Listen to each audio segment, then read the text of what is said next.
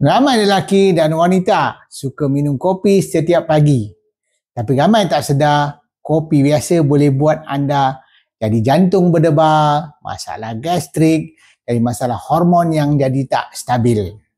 Sebab tu saya hasilkan satu formulasi kopi tongkat Ali Anona, kopi yang bukan sekadar sedap, tapi berfungsi untuk kesihatan lelaki dan wanita yang terbaik. Kopi ini dirumus dengan kopi Arabica Premium untuk rasa yang lembut dan aromatik, dicampurkan dengan tongkat Ali asli untuk tenaga dan hormon semula jadi. Saya tambah ekstrak daripada daun durian Belanda atau Anona yang tinggi dengan antioksidan untuk lawan radikal bebas dan meningkatkan imuniti.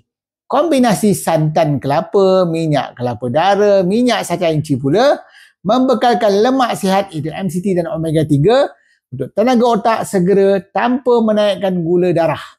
Dan yang paling penting, pemanisnya ialah stevia semula jadi tak ada risau tentang gula berlebihan, tak ada kalori yang berlebihan. Jadi kalau anda nak kekalkan fokus, tenaga stabil, hormon seimbang, rasa power sepanjang hari, lelaki dan wanita pun sama, pilihlah kopi tongkat Ali Anona Dr. Norman.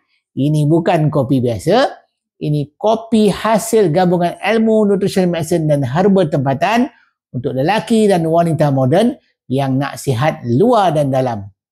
Tenaga otak, hormon seimbang, antioksidan dan lemak sihat, tanpa gula, tanpa bahan kimia, dan sihat luar dan dalam. Amalkan kopi ini setiap hari. Jom dapatkan hari ini juga.